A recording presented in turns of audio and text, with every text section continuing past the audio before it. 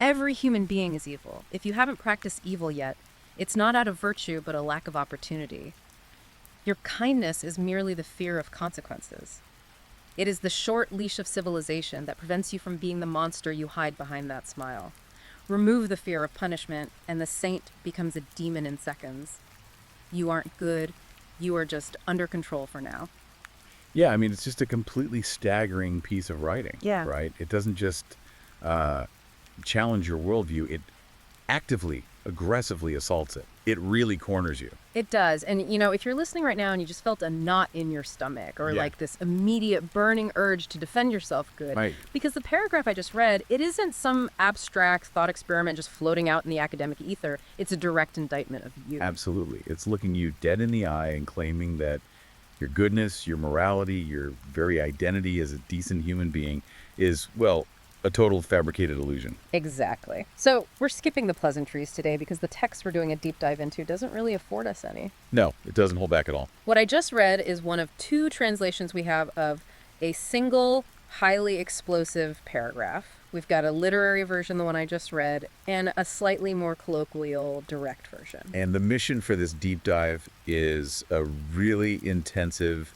philosophical, psychological, and sociological deconstruction of this exact text. Right. You're going to tear it apart, word by terrifying word, to see if its architecture actually holds up. And I think it requires that absolute level of scrutiny, because this text is operating on multiple incredibly depth levels all at once. Yeah, it's making these definitive claims about innate human nature, about the artificial construct of society, and the psychological masks we wear every single day. Just to survive each other, really. I mean, it's a masterclass in philosophical pessimism. Yeah. It essentially takes thousands of years of humanistic thought, the idea that humans are fundamentally striving for the light, and incinerates it in about 60 words.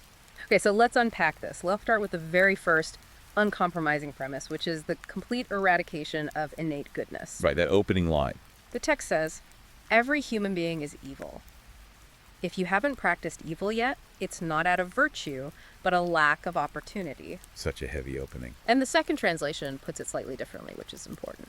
It says, every human is wicked.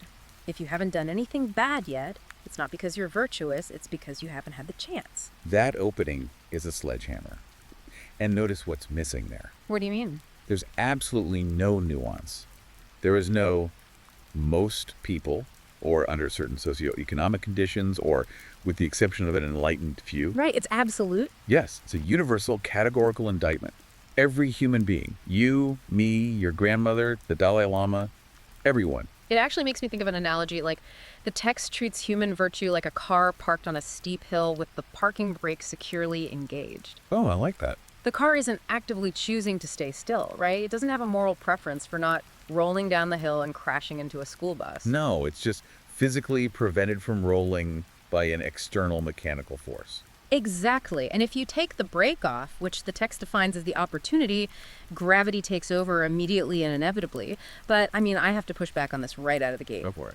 I just have a really hard time buying this absolute suffocating cynicism. Like, are we supposed to believe that every single act of human kindness is just calculated cowardice? Well, according to this author, yes. But if every human is entirely self-serving, how do we explain someone jumping onto subway tracks to save a total stranger?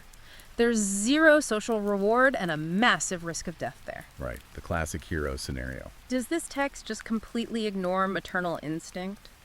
Or empathy, spontaneous heroism? That is exactly the right place to push back, because that is the central defense of the humanistic worldview. You're bringing up evolutionary altruism. Yeah, stuff that seems biologically hardwired to be good. But let's look at how a purely mechanistic evolutionary biologist, or the author of this text, would deconstruct those exact examples. Okay, lay it on me. Let's take maternal instinct first. From a strictly Darwinian perspective, a mother sacrificing herself for her child isn't goodness in a moral sense. It's not. No, it's biological programming, designed to ensure the survival of her genetic material. In the framework of Richard Dawkins' The Selfish Gene, it's just the genes acting in their own ruthless self-interest. So the mother is just the vehicle for the genes. Exactly. She's a survival machine for the DNA. Okay, fine. Kin selection explains saving your family. I get the math there. But what about the stranger on the subway tracks? There's no genetic overlap there. True.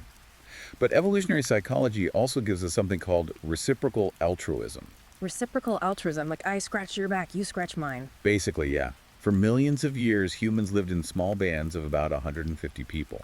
In that specific environment, if you save someone, the tribe remembers. Ah, so it's a reputation game. Yes, you gain massive social capital, which eventually translates to better mating opportunities and a higher likelihood that someone will save you later. We evolved in an environment where heroism actually paid massive biological dividends. Exactly. Now, obviously, the guy jumping on the subway tracks in modern-day New York isn't consciously doing that math in his head. He's not thinking about mating opportunities while jumping in front of a train. Right. But the instinct to do it was forged in an environment where it was a highly effective survival strategy for his bloodline. Wow. And when the math goes wrong, when someone acts purely reflexively on an ancient instinct in a modern setting, we call it heroism. So the text would argue that even your deepest empathy is just a prehistoric survival algorithm. Yep. It isn't moral virtue. It's just biology wearing a cape. That is just a brutally cold way to look at the world. It strips the poetry out of absolutely everything. It really does. And what's fascinating here is how the text fundamentally redefines the very concept of virtue. How so? Well, in classical philosophy, think Aristotle, right? Virtue is a positive, active habit. It's something you cultivate through conscious choice, repetition, action. You become brave by doing brave acts. Precisely. You become just by doing just acts. It's an additive process to the soul. But this text, it completely annihilates that concept. It reduces virtue to a negative space. Yes. A negative space. Explain the mechanics of that. How does virtue become a negative space? It posits that virtue doesn't actually exist as a real property or substance of human character. What we call virtue is merely an optical illusion created by an absence of action. Like a shadow. Exactly like a shadow. A shadow isn't a tangible thing, it's just the absence of light. The text argues that virtue is just the absence of a crime. And that absence of action is entirely circumstantial. Right. You haven't embezzled money from your company not because your soul is infused with the bright light of honesty, but because the accounting software leaves a digital trail. Or there are audits, or the social cost of going to prison is just way too high. Exactly. The text suggests you aren't actively seeking to be evil necessarily, like some cartoon villain pacing in a lair, but rather that your default state, your raw material, is entirely self-serving. So when the friction of the environment, the parking brake from earlier, is removed, the default state expresses itself. Gravity wins. Gravity always wins. And you can see that unvarnished nature reflected in the specific word choices between the two translations we have. Let's drill down on that for a second. Yeah, those translations are very revealing. Option 1 says, every human being is evil, and talks about practicing evil. Option 2 says, every human is wicked, and talks about doing something bad. There's a massive tonal shift there. There really is. They paint two very different pictures of what this internal darkness actually looks like. Absolutely. The semantic difference reveals different facets of the same core argument. Option 1 feels profoundly biblical. It feels absolute, almost metaphysical. Yeah, the word evil with a capital E. Exactly. It carries the weight of original sin, like this profound, inescapable ontological corruption of the soul. Furthermore, the phrase practicing evil sounds systematic. It sounds like a dark art, yeah. Like a discipline that one hones and perfects over time. It implies a grand, sweeping malevolence. Yeah, it has this grand Miltonian weight to it. Like we are all fallen angels actively working against the light. Right. But then option 2, every human is wicked and done something bad that feels more behavioral, more petty, almost mundane. I agree. Wicked doesn't necessarily mean you're destroying the world. It can sometimes just mean severely mischievous, utterly selfish, or casually transgressive. It brings the accusation down from the cosmic theological level to the street level. It implies that the corruption isn't just some grand philosophical evil perpetrated by dictators, but the everyday, petty, cruel acts we are all capable of in our kitchens and offices. It democratizes the darkness. That's a great way to put it. You don't have to be a warlord to be wicked. You just have to be someone who would steal a colleague's idea if you knew 100% you wouldn't get caught. So if we bring this directly to the listener, this demands a really uncomfortable, solitary moment of self-reflection. It does. It forces you to look inward. If you are listening to this on your commute or while washing dishes, think about your own life. Think about the times you've done the right thing. How much of what you deeply consider your own personal, hard-won morality is simply a lack of being tested by the right, or I suppose, the wrong opportunity. Let's run a simulation right now. You find a heavy, unmarked duffel bag in a completely abandoned alleyway. Okay, I'm picturing it. Inside is $1 million in untraceable, used $20 bills. You know for an absolute metaphysical fact there are 0 cameras, 0 witnesses, and no cartel hitmen coming after it. A completely risk-free $1 million. Yes. And you also have crushing medical debt, or your parents are about to lose their house. The text argues that if you hesitate to take that bag, your hesitation isn't morality. It isn't a love for the rule of law. Right. It's just your brain running a hyper-fast risk assessment algorithm and failing to find a foolproof guarantee that you won't get caught. If the guarantee of safety was absolute, the text says you take the money every single time. It strips away all of our comforting, ego-protecting narratives. We tell ourselves we are essentially good people who occasionally stumble and make mistakes. But the text says we are essentially bad people who are occasionally forced into behaving well by circumstance. It is a total 180-degree inversion of the standard humanistic narrative. But, if we accept that premise, even just for the sake of the argument, it forces us to ask the next logical question. Which is? Because obviously, the world isn't just a constant purge. People do return lost wallets sometimes. People do wait in line at the grocery store. True, society functions. Right. If human goodness is a myth based entirely on a lack of opportunity, what exactly is stopping us when opportunities do arise? Because opportunities do arise every single day. And the text answers this bluntly, and honestly, it is chilling. Civilization. Let's look at the next lines. Option 1 says, "Your kindness is merely the fear of consequences. It is the short leash of civilization." And option 2 says, "Your goodness is just fear of the consequences. It's the tight leash of society." This is a crucial pivot. We are moving from individual internal morality into a macro sociological framework. The text isn't just critiquing the individual soul anymore. It is indicting the entire structural foundation of human coexistence. It's completely redefining what society actually is. We are taught from kindergarten to think of civilization as this nurturing mother, right? The cradle of humanity. The great project of collective progress. Yeah, or at least as a school of ethics, where we come together for mutual benefit, trade, art, and we learn to cooperate because cooperation is beautiful. But the text looks at all of that and laughs. It portrays society not as a school, but as a warden. It's a penal colony that we are all born into. Exactly. And if we want to understand the mechanics of what the text is claiming here, we have to look at Thomas Hobbes. Oh, the Leviathan. Yes, this is a purely Hobbesian view of the world. In the 17th century, Hobbes wrote Leviathan, where he famously argued that the natural state of mankind life before laws and cities is a war of every man against every man. He said, life in this state of nature is solitary, poor, nasty, brutish, and short.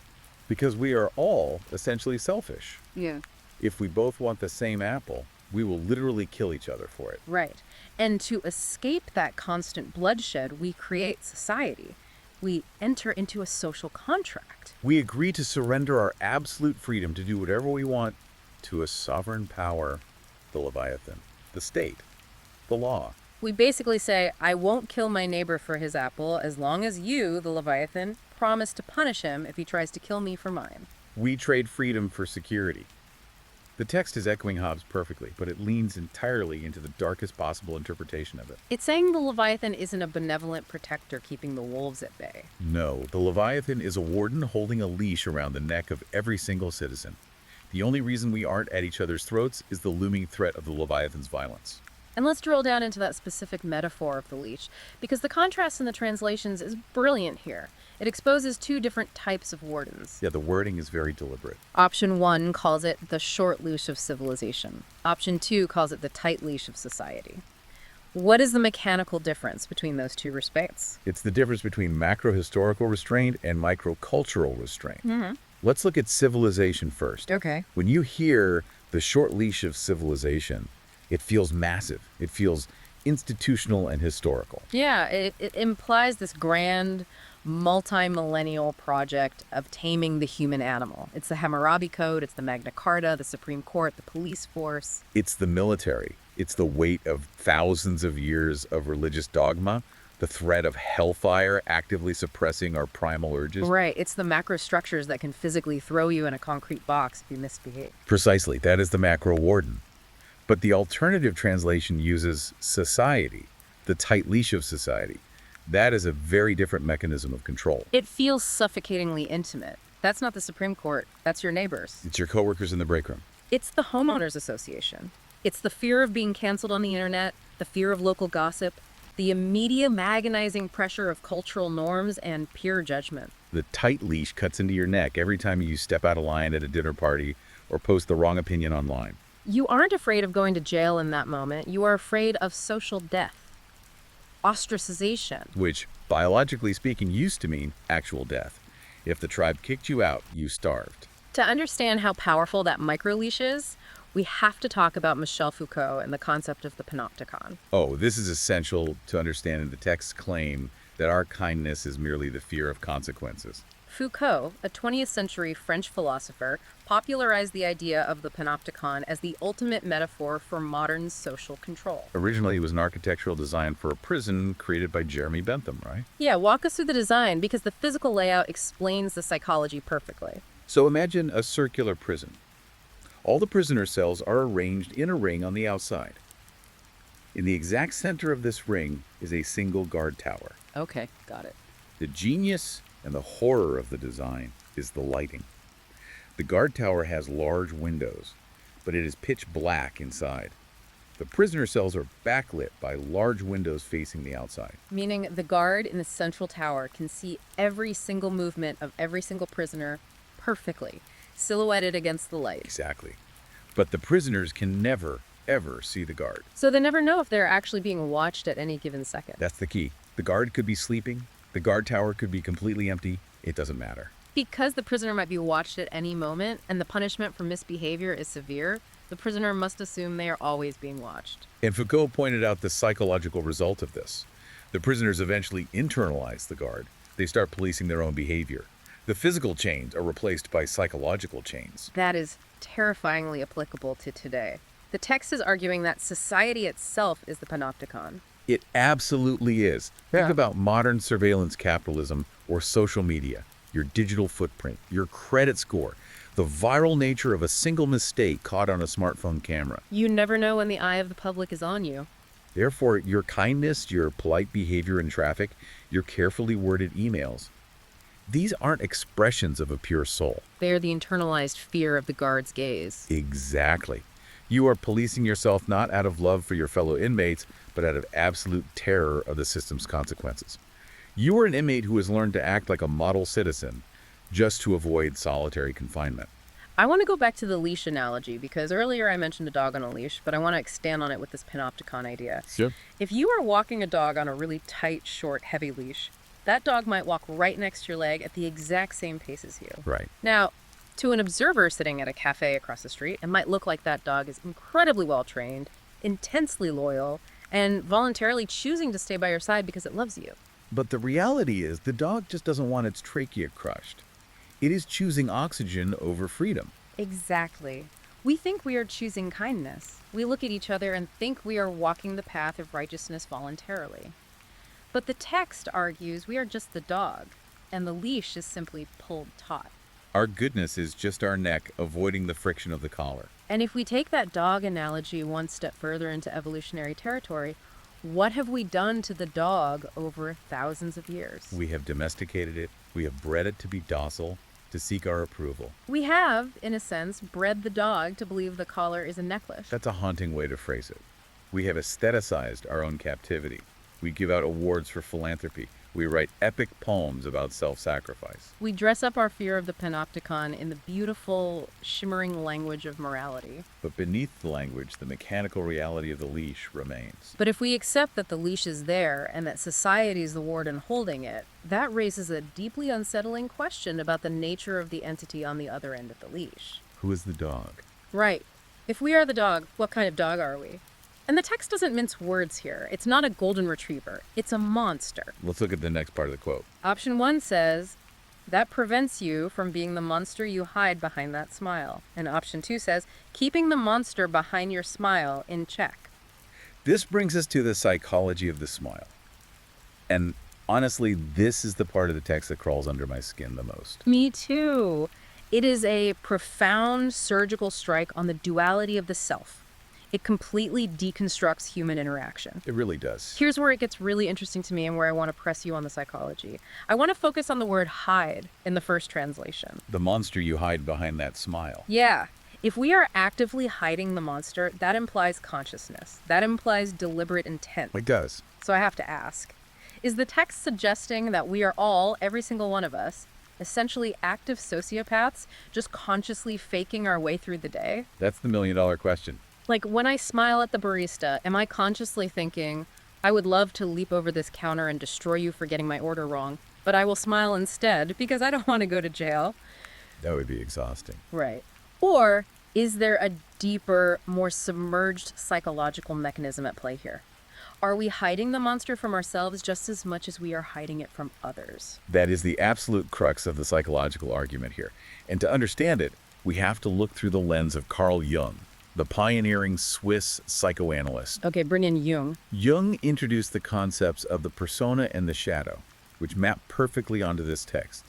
The word literally comes from the Latin word for an actor's mask, is the version of ourselves we present to the world. It is the compromised, acceptable, sanitized identity we construct to ensure we are liked, employed, and safe within the panopticon. Exactly.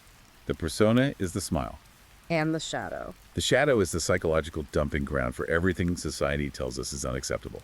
Every dark urge, every flash of unwarranted rage, every selfish desire. Every capacity for immense cruelty. Yes. It is the repository of our primal, animalistic instincts. The monster. The monster. Now, in standard Jungian theory, the development of the shadow starts in early childhood. A child gets angry and hits their sibling. The parent scolds them, withdraws love, or punishes them. The child learns, my anger threatens my survival because I need these large adults to feed me. So the child represses the anger. They push it down into the unconscious to preserve the persona of the good boy or good girl. And over time, most psychological theories suggest we repress the shadow so deeply that we become completely unconscious of it. We genuinely, deeply believe we are our persona. We believe the smile is real. We basically buy our own marketing. We buy our own marketing, exactly. But this text is far more sinister than standard Jungian theory. How so? By using the phrase, the monster you hide, it strips away the comfort of unconscious repression. It suggests a terrifying level of active complicity. It implies that on some level, maybe just below the surface, you know the monster is there. Yes. The smile isn't just a benign, unconscious social convention.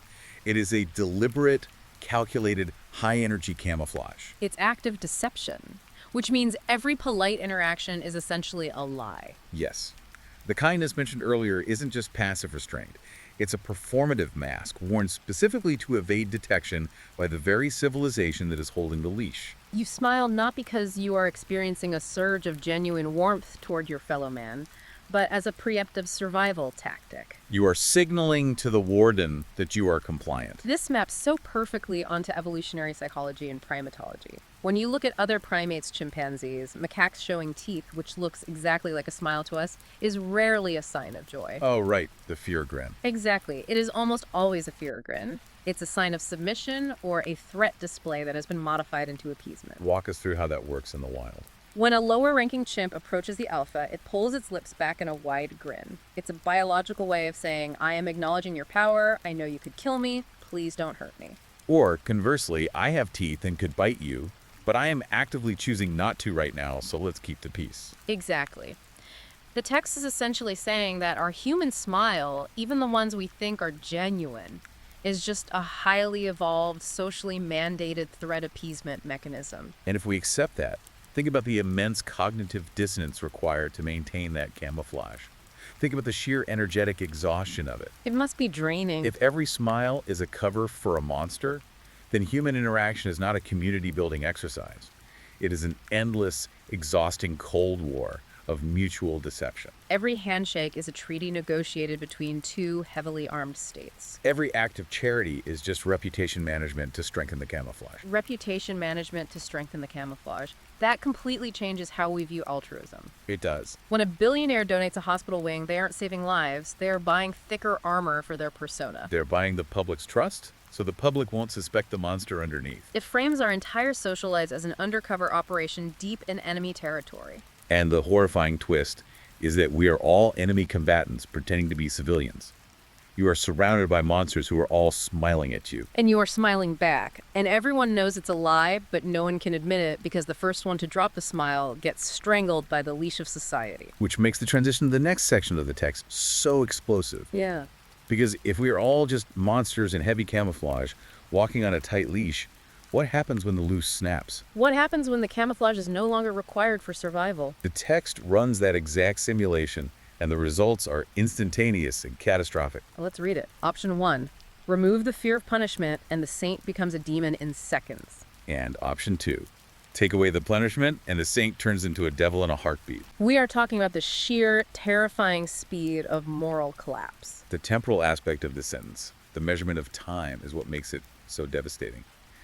Notice what the author does not say. What do you mean? The text doesn't say that without society, humans will slowly degrade over generations, like a language slowly forgetting its grammar. Right, it doesn't say that without laws, we will gradually lose our moral compass over years of hardship and starvation. It says in seconds, or in a heartbeat. It's like a vacuum seal breaking. Oh, I like that comparison. If you buy a brick of coffee that is vacuum sealed, it's hard as a rock, right? It holds its shape perfectly. Yeah, totally solid. But the moment you puncture that foil, the moment you introduce a tiny hole, the air doesn't slowly leak in over a few weeks. It's an explosive decompression. Violent hiss. Exactly. The atmospheric pressure equalizes instantly, and the hard brick immediately turns back into loose, chaotic powder. The text argues that moral collapse isn't a long, drawn-out process of decay. It's a reflex. It's physics. That is a perfect way to look at it because it highlights the concept of external pressure. The morality wasn't holding the shape. The vacuum of societal pressure was holding the shape. But I want to draw your attention to the subject of that sentence. Who is it that undergoes this explosive decompression? Who transforms? Oh, right. It's not the average person. It's not a petty criminal. It's the saint. Exactly. The text skips right over the regular folks, the average Joes, and goes straight to the absolute top of the human moral hierarchy. This is a crucial, deeply subversive, philosophical point the text is making. It makes absolutely no distinction between a convicted felon, an average taxpayer, and a universally recognized moral paragon. In the eyes of this text, even the highest echelon of perceived human morality of the saint is nothing more than a heavily, heavily restrained demon. The saint isn't someone who has bravely fought and conquered their inner monster through spiritual purity. No, the saint is just someone whose fear of consequences is so absolute, whose psychological leash is so incredibly tight that their camouflage is flawless. That is unbelievably dark. So we're talking about figures like Mother Teresa, Gandhi, Mr. Rogers. In the logic of this text, they aren't inherently better or purer than the worst dictator in history. They just had the most robust fear of punishment. And maybe that punishment wasn't just earthly prison. Maybe for the religious saint, the fear was divine retribution. Right, the threat of eternal hellfire is the ultimate panopticon guard tower. Their saintliness was just a perfectly executed, flawlessly maintained survival strategy to avoid burning forever. Exactly. And because of that, the fall from saint to demon is instantaneous, because there is no actual distance to fall. If you are already a monster wearing a mask, taking the mask off takes less than a second. The evil was always there, fully formed, mature, pacing just beneath the skin, just waiting for the penalty to be removed. The transformation isn't a fundamental, tragic change in character. It's just the dropping of a heavy, exhausting act. I know you might want to push back on this because it sounds like pure dystopian fiction. Can we really believe that humans fall that fast? I do want to push back, but the more I think about it, the more I realize psychology and history absolutely back this up. You look at the mechanisms of de-individuation. What you are describing is essentially the Stanford prison experiment on a global scale. Precisely. Let's break down the mechanics of the Stanford prison experiment, because it proves the text's hypothesis about the speed of collapse perfectly.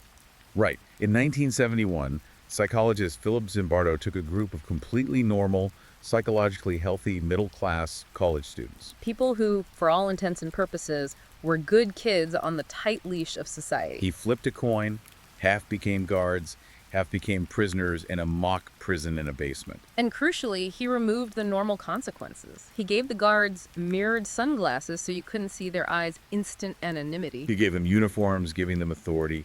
He essentially temporarily severed the leash of society. And what happened? It didn't take years for these normal kids to become sadistic. It took hours. Within days, the guards were subjecting the prisoners to psychological torture, sleep deprivation, and physical humiliation. The experiment, which was supposed to last 2 weeks, had to be shut down in 6 days because the normal, good college students had turned into absolute demons.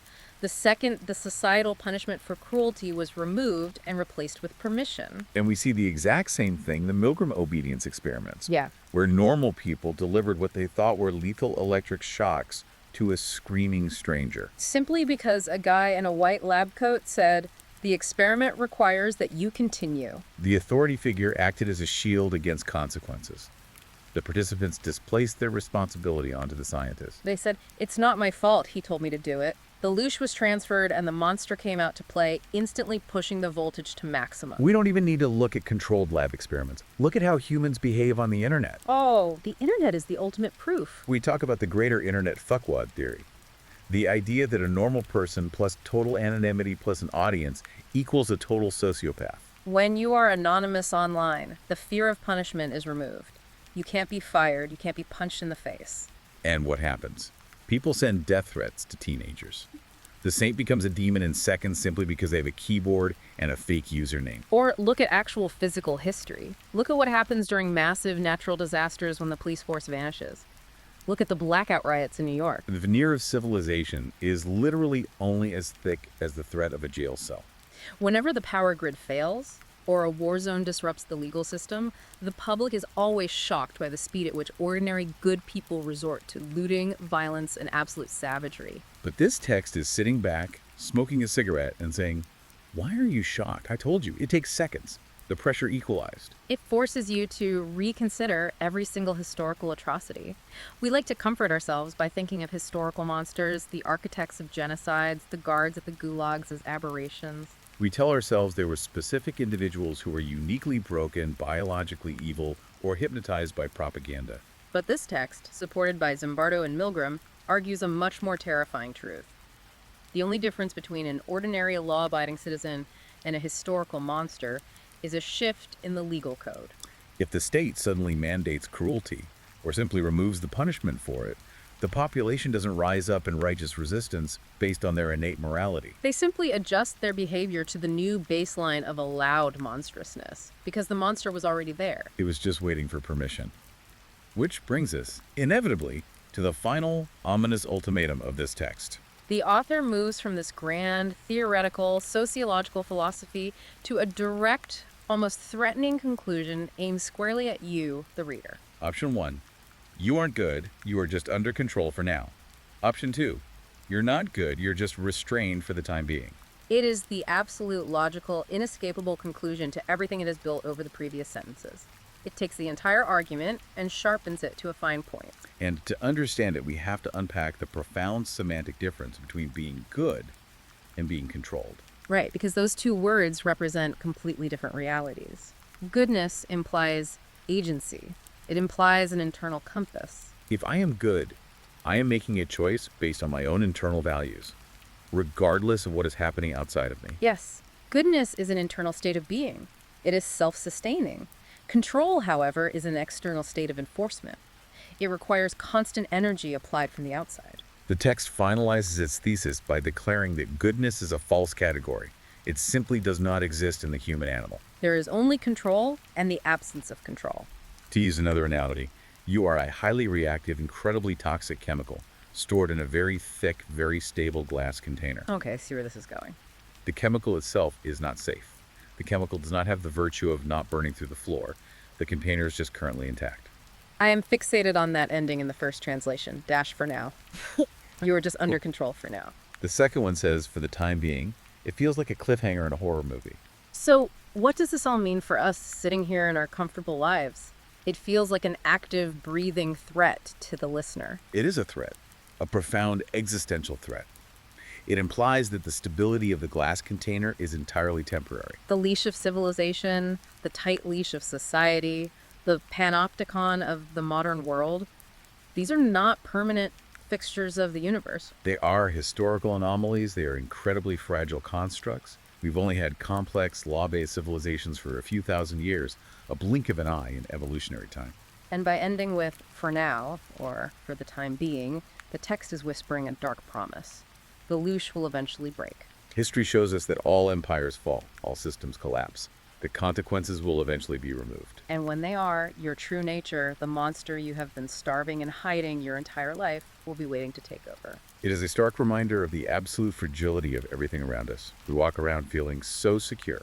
But the power grid, the just-in-time supply chains that keep the grocery stores stocked, the legal system, the social contract we sign with our neighbors every morning, all of it is just an incredibly thin, vibrating wire holding back the monstrous default state of humanity. There is a saying that society is only ever 9 meals away from anarchy. If the trucks stop delivering food for 3 days, the lease snaps. And the text is essentially asking you, who will you be when the lights go out and the grocery store shelves are empty? Actually, it's not even asking you, it's telling you. You won't be a hero, you will be a demon. In seconds. Because you have to be to survive. It leaves the reader with a profound sense of existential dread. Because if you truly internalize this text, you realize you can't even trust yourself anymore. Your own mind, your own perceived kindness, the love you think you feel for your community has been violently reframed as a hostage situation. And the ultimate horror is that you are both the hostage and the captor. You are the monster and you are the warden. Wow. Okay. Let's take a deep breath and try to recap this incredibly intense journey we just went on. We started with a single aggressive paragraph that systematically stripped away the very concept of innate human virtue. It argued that what we proudly call morality is actually just an utter lack of opportunity to be safely wicked. It redefined society, our communities, our laws, our great civilization, not as a supportive network of human progress, but as a warden holding a tight leash, fueled entirely by the fear of consequences. It then forced us to confront the deeply uncomfortable psychological idea that the smile we wear every day is not an expression of joy, but a calculated survival mask. Deliberately hiding a primal monster that we are acutely, if quietly, aware of. And it ran a terrifying historical simulation, Yeah. backed by psychology, showing that even the greatest saints among us would revert to pure demonic self-interest in a heartbeat if the threat of punishment was suddenly removed. And finally, it pointed a finger directly through the speakers, right at you, the listener, and promised that your comforting illusion of being a good person is entirely dependent on a fragile external system of control that is destined eventually to fail. You aren't good. You are just under control for now. And if we follow the text's own dark mechanistic logic to its ultimate final conclusion, it leaves us with one deeply provocative puzzle that the author doesn't explicitly answer but heavily implies. Lay it on us. What's the final piece of the puzzle?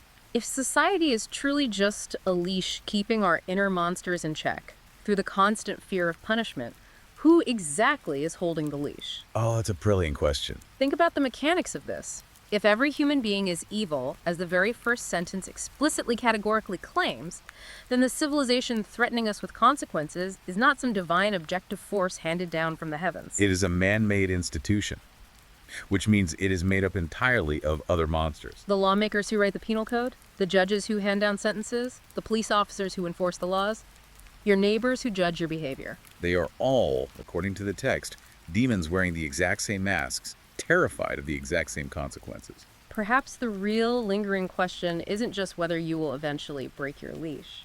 The real question is, what happens to your sanity when you finally realize that the entities holding your leash are no better, no purer, and no less monstrous than you?